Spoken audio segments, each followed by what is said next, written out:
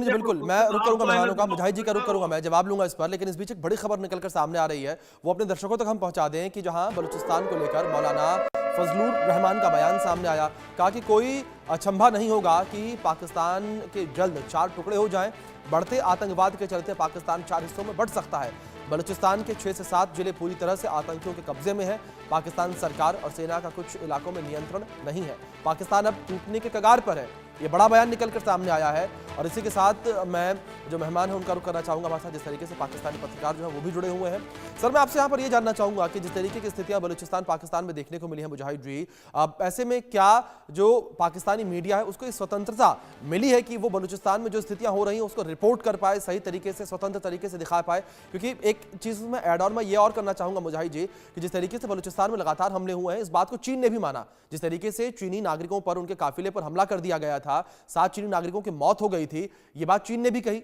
और चीन ने भी कहा कि बलूचिस्तान में जो है लगातार जो बीएलए के लड़ाके हैं वो एक्टिव हैं, लगातार जो चीनी नागरिकों को निशाना बनाया जा रहा है, पाकिस्तानी सैनिकों को निशाना बनाया जा रहा है। यहां तक कि कई बिलियन डॉलर का निवेश भी चीन के द्वारा बलूचिस्तान में किया जाना था, उन कार्यक्रमों को भी चीन ने रोक दिया।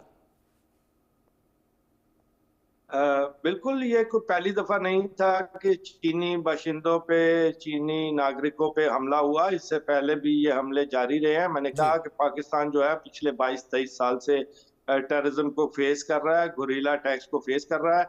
तो ये कोई नया हमला नहीं था। चाइना उस वक्त पाकिस्तान के साथ खड़ा था, वो मुकम्मल तौर पर सिचुएशन को भी समझता है और आज भी पाकिस्तान के साथ ही खड़ा है। जहां तक रही कि आपने मौलाना फजलुर रहमान का बयान पढ़कर सुनाया, तो मेरे भाई मैंने आपसे पहले भी रिक्वेस्ट की कि आप सिर्फ ग्राफिक्स पे बिलीव ना किया करें। अच्छा होता अगर आप उनकी मुंह ज़बानी सुना देते तो पता चलता कि उन्होंने क्या अल्फाज बोले हैं।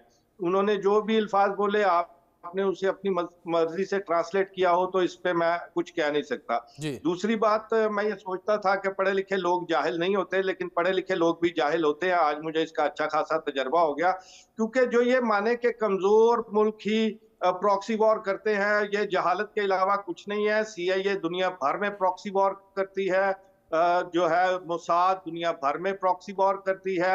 इसी तरह दुनिया के जितने भी बड़े इंटेलिजेंस इदारे हैं पूरी दुनिया में प्रॉक्सी वॉर करते हैं। तो ये किसी कमजोर मुल्क या किसी दबे हुए मुल्क का या दूसरे मुल्क की निस्बत कमजोर मुल्क का सिर्फ हथियार नहीं है।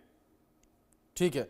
लेकिन दूसरी ओर मुजाहिद जी, जिस तरीके से आपने जिक्र किया था कि जो आतंकी हैं पाकिस्तान में नहीं है, लेकिन मुजाहिद जी लगातार लंबे समय से जो ये कहा गया कि आतंकवाद जो है वो पाकिस्तान में ही पला, पाकिस्तान में ही बड़ा हुआ और अब पाकिस्तान में ही हमले कर रहा है। कुछ रिपोर्ट मेरे सामने है, अंतर्राष्ट्रीय स्तर पर इन आतंकियों को पहचान मिली है। छोटे मोटे की बात नहीं कर रहे हैं हम यहाँ पर। हाफिज सईद, जहां पर अंतर्राष्ट्रीय संयुक्त राष्ट्र ने 2008 में वैश्विक आतंकी घोषित किया था।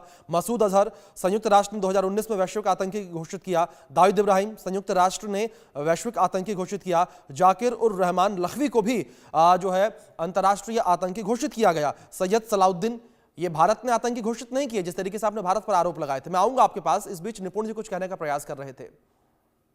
देखिए, मुझे लगता है कि अगर हम थोड़ा सा अंतर्राष्ट्रीय संबंधों की जो टर्मिनोलॉजी है ना, उसका अध्ययन हम लोग करें और जो अध्ययन करने के बाद बोलें तो ज्यादा अच्छा रहेगा। प्रॉक्सी वॉर का एक बार अर्थ पढ़िएगा कि जो इंटरनेशनल टैक्स बोलते हैं वो प्रॉक्सी वॉर का मतलब क्या बोलते हैं।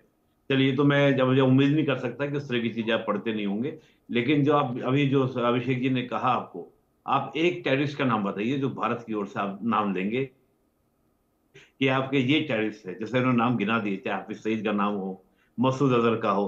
आप इंटरनेशनल कोर्ट में क्यों नहीं जाते भारत को लेकर कि भारत यहाँ पे बलूचिस्तान में पिछले 2 दशकों से हल्ला कर रखा है, भारत सपोर्ट कर रहा है? क्यों नहीं जाते भाई आप बता दीजिए। आप तो पढ़े लिखे हैं, हम तो जाहिल हैं।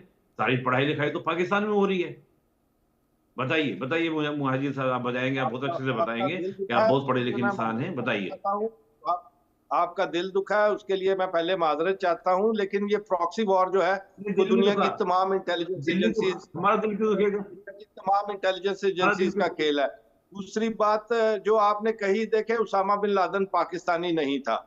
उसामा बिन लादेन आया एक कहाँ से था सऊदी। मुजाहिद साहब? अच्छा ठीक पाया है कहाँ से था वो? निपुण जी उठाया कहाँ से था उसको अमेरिका ने? निपुण जी कुछ सेकंड रुकिएगा। मैं इसमें एक चीज ऐड ऑन कर दूं। जिस तरीके से पाकिस्तान ने कबूला भी है ये कि पाकिस्तान में जो आतंकवाद है, मैं एक बयान कोट कर दूं, ये शायद आपको फिर आप कहेंगे कि सुनवा दो ये कर दो, लेकिन फिर भी मैं बता देता हूं। 2019 का ये पूरा वाकया है कि जब पाकिस्तान के उस वक्त के प्रधानमंत्री इमरान खान ने अमेरिका में ये कहा था कि पाकिस्तान में 40 से अधिक आतंकी संगठन सक्रिय हैं, मुजाहिद जाफरी जी, ये बयान चर्चाओं में भी रहा था और हमने, भारत ने उनको प्रोवोक नहीं किया था ये कहने के लिए, उन्होंने खुद से कहा था, माना था ये। इजाजत है मैं बोलूं? जी बिल्कुल मुजाहिद जी। इस तरह है कि उसामा बिन लादेन पाकिस्तानी नहीं था, जैसा जी। कि मैं आपको बता रहा था। जी। तो दुनिया में एक बड़े लेवल की जो है एक समझ लें गेम शुरू हुई, जी। जिसमें अमेरिका मेन किरदार था और अमेरिका ने ही दुनिया भर में जो टेररिस्ट हैं पाए जाते हैं, जहां जहां हैं उन्हें लोकेट किया। लेकिन आप देखें कि अमेरिका ने इस वॉर में इतने पैसे डाले,